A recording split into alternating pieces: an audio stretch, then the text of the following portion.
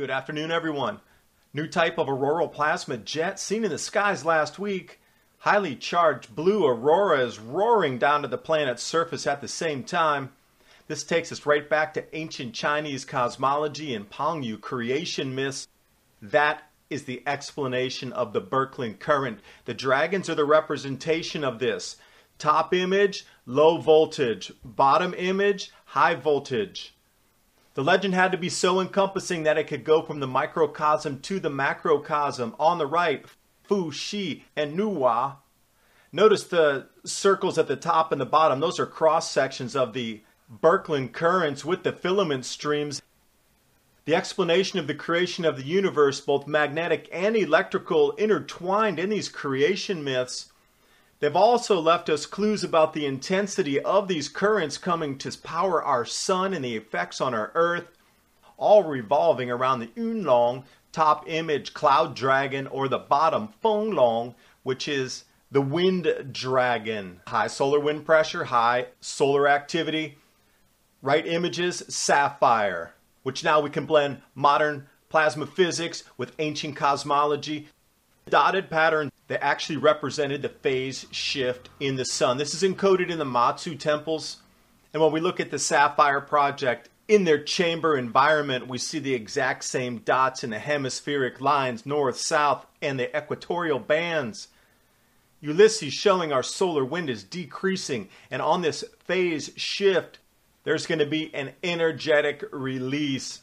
The Chinese have studied the sun and the moon for thousands of years. They've broken it down and encoded it into 36 weapons the gods used to protect humanity. Left, Yunlong, low voltage current stream, cosmic ray bombardment, clouds on our planet affecting agriculture and society. Right, high current stream called the Fenglong, meaning wind dragon, solar wind, which means solar activity at high levels. I'm starting to decode all 36. They do show pinch patterns, zeta pinches, bulge currents in the plasma stream. And when we come down into the cosmic ray forecast for solar cycle 25, it's going to be 19% higher than this cycle, which was already up 14%. Can we correlate Chinese mythology with true events on the planet? Ho-E, 2170 BC, charcoal rubbing, showing the interconnected plasma filaments overlapping. We see this in the Sapphire Project, we see this in plasma globes, and then we see it on something that's 4,000 years old in a stone carving. It's termed the 4,200 year event, 4.2K event.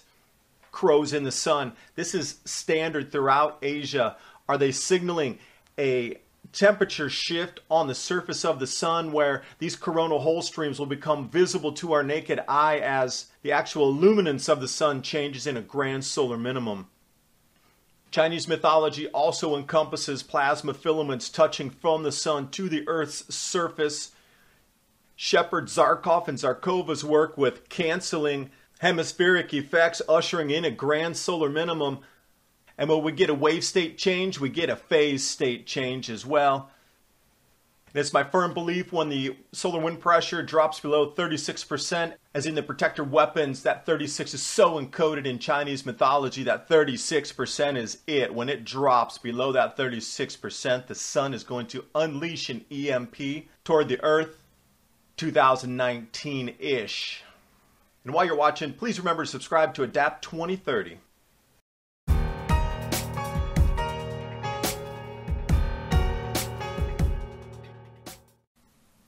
New plasma filaments appearing in our skies during this ramp up in solar wind and CME through the week of the 21st. It made headlines as they had to name it because it was such a new phenomenon. They called it Steve of all things.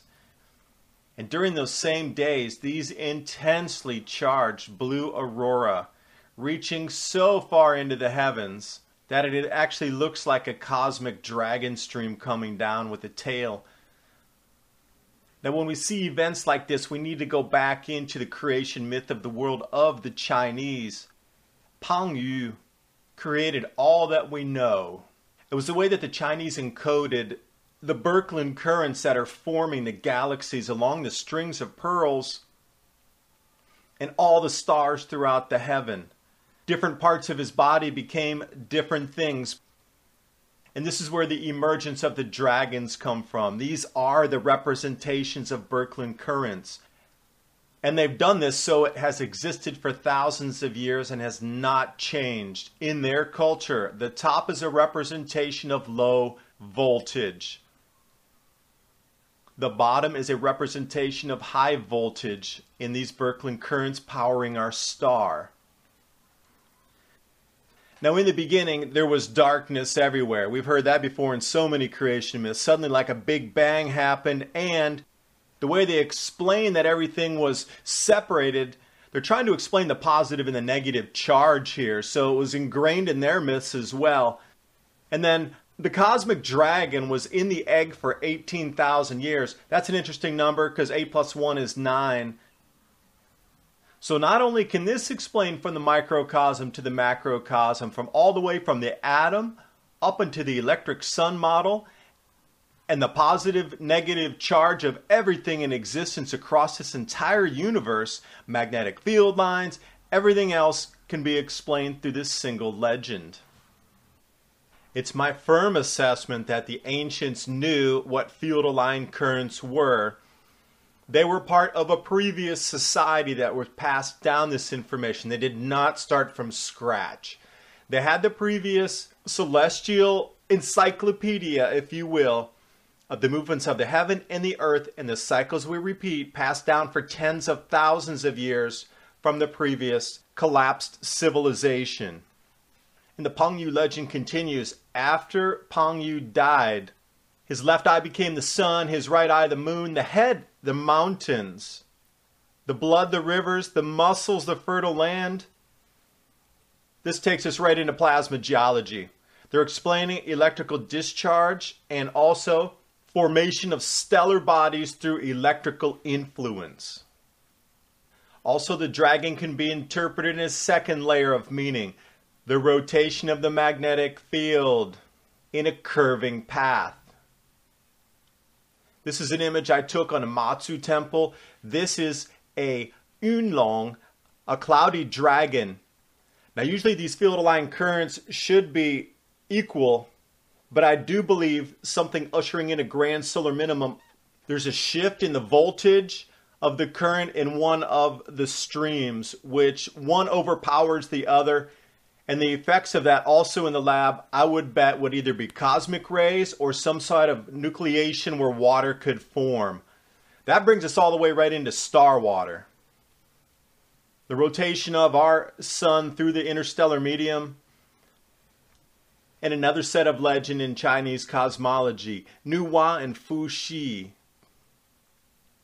Their legends even saying that the galactic field can only be formed by pairing, which means these field-aligned currents, Birkeland currents, and what's most interesting, if you notice above Fuxi and Nuwa and below where their tails split at the bottom, this is actually a cross-section of a represented Birkeland current. The streamers within the main field current. Unbelievable. This is thousands of years old, and they already understood what we're just discovering in the plasma laboratories. If you want to know more about these Chinese myths, specifically Nuwa and Ho-I, which I will reference in a bit, great book here for you. They have a lot of PDFs online. You can see some imagery there. Coming back, Nuwa, mending the heavens. She was able to control nature's elements, meaning electrical field strength intensity changes, or Fuxi with creating humanity. Again, we get these microcosm to macrocosm meanings within the legends themselves. So, the creation of the human would be from the DNA strand. The electrical field connectivity would be in the Birkeland currents. So we only need one legend to explain both. And the legend continues that they used clay to create offspring that just came alive. And we can see this same microcosm to macrocosm represented through the ethereal body, through the magnetosphere, through the DNA strand, through the double helix, through the Birkeland currents. And it's just pervasive through the Chinese ancient legends. And when we do talk about Fuxi and Nuwa, Again, we see the intertwining of the currents here. This explains both magnetism and electricity, both, through plasma medium. So the Chinese ancient cultures were explaining this chaos serpent dragon in a different way than you and I might think, oh, it's just an actual creature. Well, not in a physical, maybe bone and scale type of physical creature, but a visible representation of electrical activity type of creature. And we need to go back to the Nuwa legend again. The heavens and the earth were collapsing together. So to fix the heavens, she smelted together 5 colored stones to patch up the sky and put 4 legs down, 4 pillars, and killed the black dragon. So somewhere there was a 5th feeder current that was coming in, overpowering the system, and somehow they were trying to describe how that field was cut, or they had the technology at that time, tens of thousands of years ago, to try to cut that current stream up there, just leaving the 2 intact intertwining currents.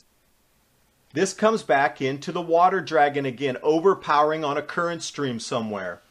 That upsets the balance. And notice it refers to surging waters. Again, that whole mechanism of water formation and cloud formation when the current density and when the actual voltage stream changes. It is ingrained. So let's take a look at the iconography. How would they represent this in an actual painting? Look at the Mawang Dui silk banners in the Han Dynasty. Looking about 1800 years ago on that. This is the representation of the charcoal rubbing that they have. Fu Sang tree.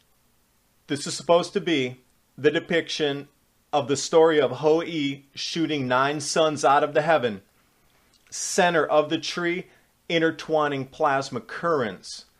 Now the sun and the crow, we need to go back to 2170 BC. These crows were represented as either filamentary plasma coming out of the sun or actual CMEs coming off of the sun. Something energetic particle-wise guaranteed is a representation of this. Now you have to ask, is it a legend or is it true? So 2170 BC, we just go back in the 4,200 year event, shortened to the 4.2K event. One of the most severe climatic events of the Holocene period, extreme drought, wiping out culture after culture. I've circled it here in orange. A little bit to the left, you can see the 8.2K event. We are in the blue box. Look how far below our temperatures are. And you've been told that it's the warmest our planet's been. I disagree totally with that. Even in the last 10,000 years, we're at one of the lowest temperature averages. We're barely above slipping back into a prolonged cold event, which would be a multi-century grand solar minimum. And this drought and this climate change is responsible for wiping out almost every culture at that time and dispersing peoples across the planet that lived through this. So yes, this is a true event. Now let's take a look again. Ho-I off the rock carving. Left plasma globe filaments. Do you see any similarity? Let me zoom it in. Yeah, you can start to see those streamers crossing in this woven pattern. Let's jump over to the sapphire environment. I am so enthralled in what they have created and what they have come up with to replicate what's seen in ancient history right now. You can see that woven pattern that appears through the plasma. And here it is, multi-millennia old stone carvings matching with modern plasma physics in the lab. Let's put those 3 together. Now, if you were going to try to preserve a society and you were going to ingrain this in all of the religious aspects that would be passed down for thousands of years, what other branches of the religion would you encode this into?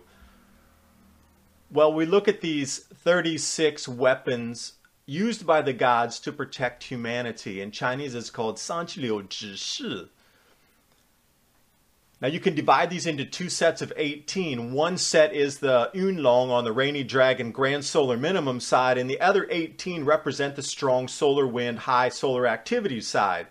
And when you set these into a line in a certain order, it creates the story of the currents powering different zeta pinches, bulges and plasma currents. I'm trying to decipher all of these 36 right now. I've come up with the first 8 with the representations in the heavens of what we're seeing with plasma specifically. These pinch currents are represented in different ways, in different intensities, and I just am trying to work it out what the intensity levels is and how you put these from 1 to 18 in a row. Taking a visit to another couple temples this weekend. Zeta pinches, of course, represented. They knew about Birkeland currents. They knew about plasma cosmology. They knew exactly what was going on with the physics of plasma. Speaking of that, this is an amazing book here.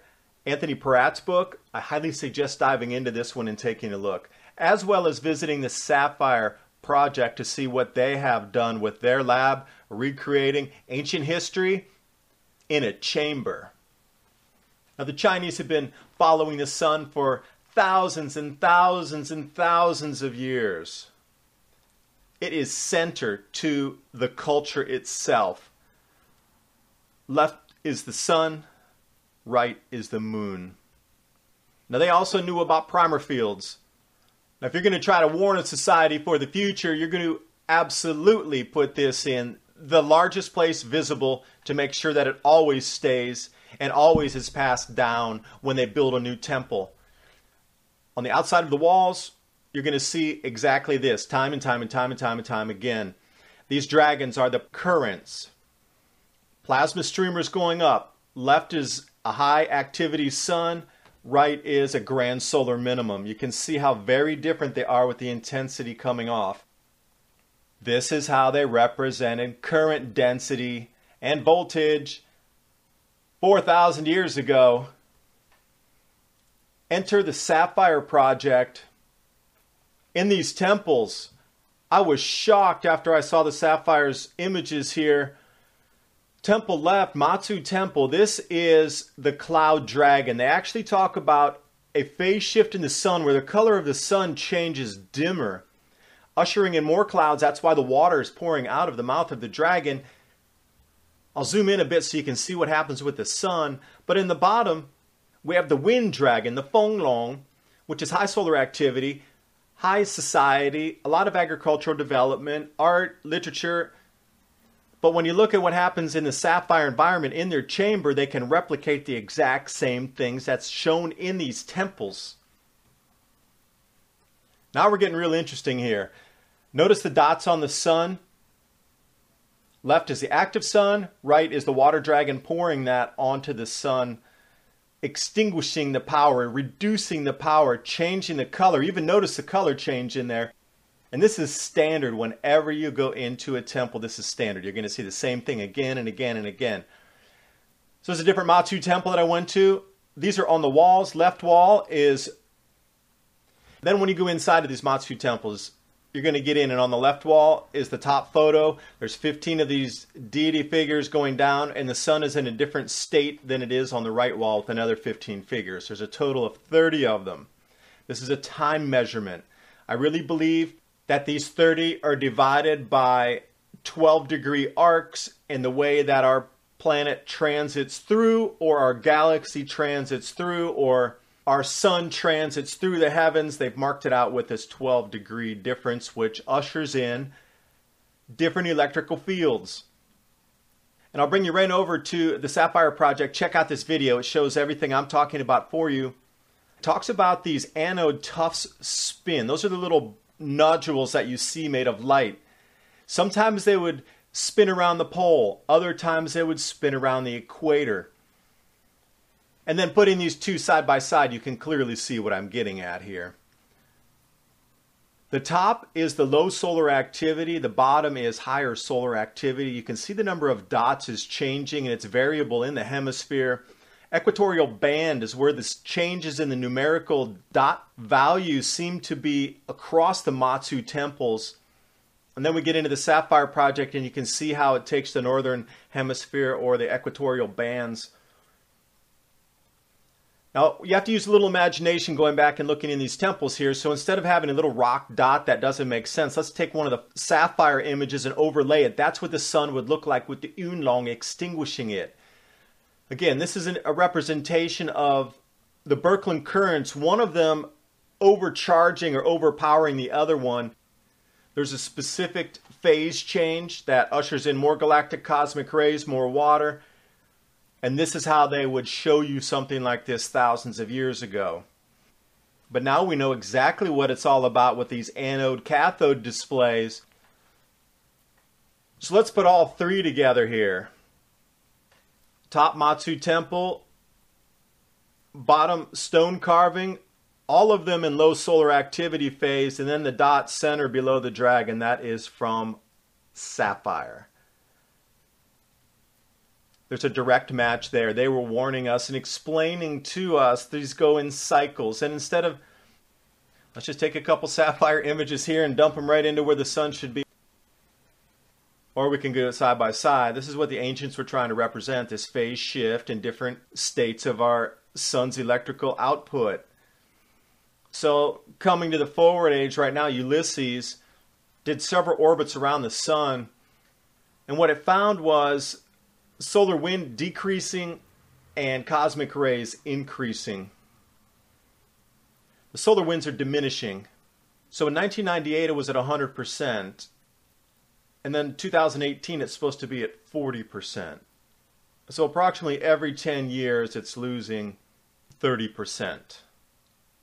Now the main center of all the Chinese myth and legend is the dragon, because that's the most important thing. That is the Birkeland current. Now they've represented it here, and these set of protector sticks, the 36 weapons, if you will, 36志士, the cloud dragon to the left, you can see there's high cosmic ray density, low solar activity, wide bulge field. On the right we can see the Fenglong, the wind dragon, where it's very tight stream, strong solar wind, high solar activity. And knowing that our modern instruments are picking up that solar cycle 25, the next solar cycle, cosmic ray density will be 19% higher than this last cycle. And you ask yourself, well, how high was it last cycle? Actually, it's at 14.5%, not 11. It actually increased.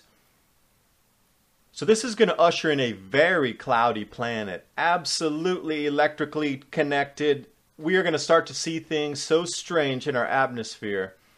We've already seen anomalies with what I would consider the legend of the crow, where these filaments come off the sun and they actually touch the surface of the earth. We saw something just like this on the 21st when we saw those strange filaments coming down. There was a breakthrough direct connection electrically to the surface of our planet. That's when those power outages occurred globally.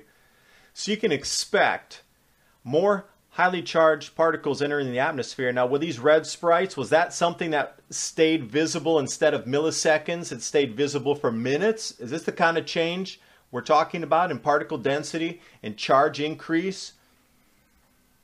Whatever it is, it all stems back to the legend of the crow.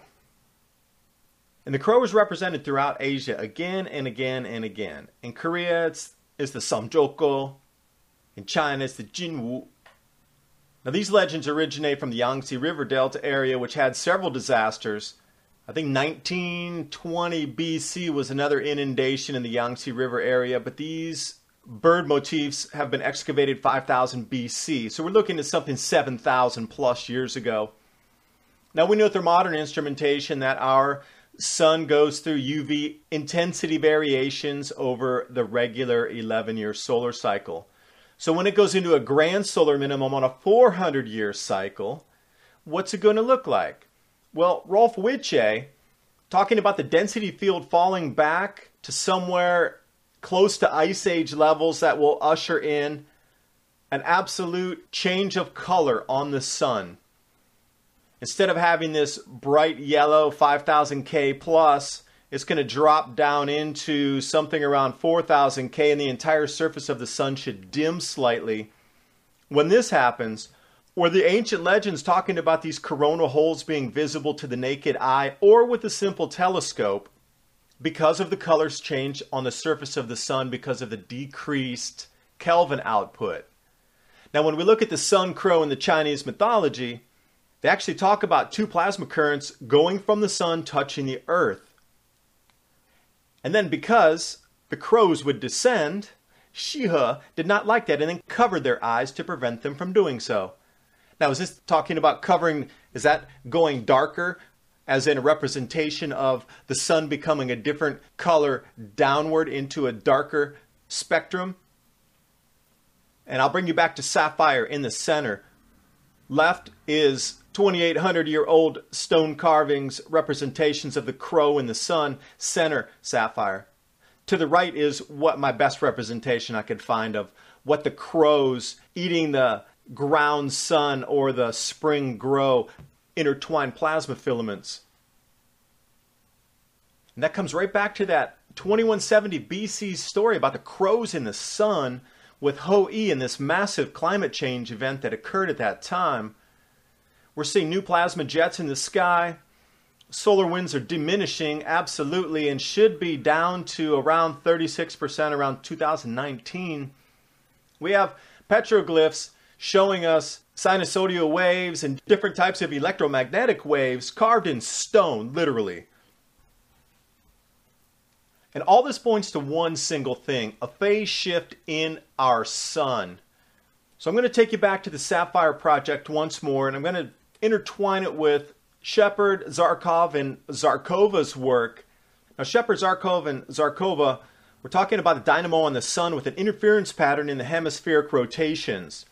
So when we get around solar cycle 25 and 26, they cancel each other out. And when this happens, we go into an incredibly low state of solar activity, grand solar minimum. Now they've plotted it out both forward and backward in time, and you can see it very much looks like an electrical wave. It can be measured. So what we're heading for is something that is not on this chart anywhere. It is an exceptional low bounced on an exceptional low. Even during the Maunder minimum and the Dalton minimum, you can see the electrical signature was much higher than what we are entering. We're going to go into a low and then bounce off into another low. We're not going to recover for decades. Different representation here of how these fields are going to pull in on themselves, canceling out into absolute zero, pretty much. And the timeline going out for the effects of this, we're going to hit the first low around 2018, spike a tiny bit, but after that point it is new grand solar minimum, more intense than the Maunder minimum. My personal feeling is ushering in something in the late antique little ice age, repeating a 1,600 year cycle. That would be 4 of the lesser cycles combined into one greater cycle. Japanese legend talk about a repeat of 5 for an intense cycle. I really believe we're going back into something around 535 AD. Let's jump into the chamber at the Sapphire Project, the Sapphire environment. It shows you these anodes on the top, those glowing nodules. Now what they found also is what the ancient Chinese referred to as the breath of the dragon. When they limited the power supply down to 1,800 watts DC, there was a gigantic power surge of 2 million watts induced. There was this pressure spike. These ions got trapped between those double layers there, and this goes exactly with Chinese mythology about the breath of the dragon. So modern science has just proven that there is a discharge when one of these events happens in a phase shift, stepping down from high solar activity to low solar activity. That is a massive, massive surge of energy. And just for a little fun here and interesting, I saw this chamber thermal analysis. Let's white out here. Center would be the sun, left and right the dragons. Hey, where have we seen this before? Oh yeah, on the temple tops. Which brings me to my final point. The wave change is in our petroglyphs. The wave change is encoded in Chinese mythology. The wave changes are provable now through the Sapphire Project in their chamber. Is using the sacred number of 36. Well, if we go into the numerology, even 3 plus 6 is 9, or 3 times 12 is 36, and 36 is 72, 7 plus 2 is 9, and then if you add a half cycle up to 108, which is a sacred number in Buddhism, 1 plus 8 is 9. We can keep going with this number thing, but anyway, 36 sticks. They encoded the solar wind drop pressure to usher in the EMP, or that same event of 4,200 years that's going to repeat itself. They gave us the number of the solar wind pressure when this event will happen. 36%. Now, I was talking with Lee Wheelbarger, and his only thing about this whole grand solar minimum, he doesn't care about the crop losses. That's secondary, whatever. His whole thing is about the EMP that's going to come off the sun when this phase shifts. So putting the ancient Chinese history together, I'm going to peg that at 36% for the first EMP, or massive event that's going to have some plasma discharge, which will disrupt our weather systems and cause mega droughts. And they were talking about lakes drying out in an instant during these older legends of Ho-E. So there was some huge plasma event. So regardless if it's a plasma event or an EMP, it's literally in 2019 based on the ancient legends. So if it's an EMP, it's going to be one of three scenarios. First, the solar wind drops below 3% and we get a single EMP. Whatever side of the planet's facing that, well, it's going to be a reset button. Scenario number 2. Solar wind drops to 36%. First EMP as it goes below 36. And then it tries to recharge and jumps above 36. And then it sends another EMP. And then it drops below 36 and sends another one out again until it stabilizes, with 3 rounds of EMPs above and below the 36% level. Or, third case, which I don't think is going to happen, but I just am going to toss it out there. It would continually jump above and below the 36% again and again and again, and each successive step up or down would usher in an EMP. It'd be more like blast, blast, blast, literally like a strobe light of EMPs above and below that 36% line. This would be more like a pulsar. I really don't think it's going to happen, but I wanted you to know that I was thinking this direction of what could happen. Please support my work on Patreon. My next video is going to be about the Big Dipper, 北斗七星, which the ancient Chinese said our consciousness originates from. They gave us a direct point in the heavens where the Birkeland current powering our star originates from. I want to go into that in further depth and how they've turned the Big Dipper into a religion, the Order of the Big Dipper, and how this transiting around the pole star has given us the icon of the cross. I'm going to be traveling around more temples, putting this information together, and I do appreciate you watching the video and measuring everything up with the ancient historical accounts and the numerology within the Chinese mysticism, 36%. I really wonder what's going to happen. You need to prepare yourself anyway. There's so many strange things going on planet-wide anyway. It would just be a good idea for you to have some emergency supplies around, just in case the terrestrial weirdness of wars break out, or a power grid does go down due to overusage in a cold event, or just your day-to-day lives, let alone all the sun-earth effects that are about to be unleashed upon us.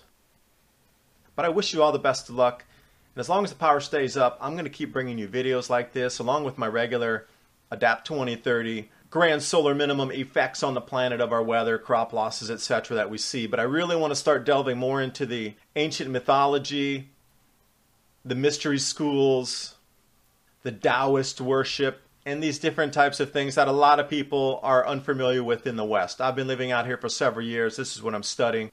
And I want to try to present you my findings to see how we can match with modern physics, to see if we can get a true timeline going out for the intensification of the grand solar minimum, because this will affect our societies as it has every time through history.